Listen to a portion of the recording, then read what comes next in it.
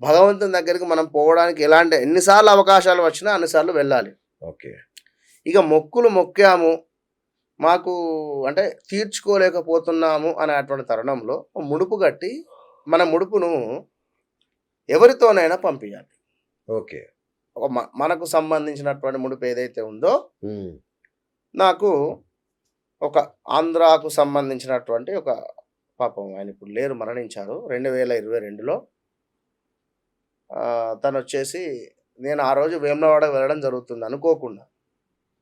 గురువుగారు నాకసలు ఒక పుష్కర కాలం అంటే ఇప్పుడు ఇక్కడ ఈ విషయం గూడా చెప్తున్నాను. ఎలాంటి మొక్కైనా కూడా పుష్కర కాలం వరకు సమయం ఉంటుంది. అంటే పుష్కర కాలం అంటే 12 12 సంవత్సరాలు. సంవత్సరాలు. అచ్చా!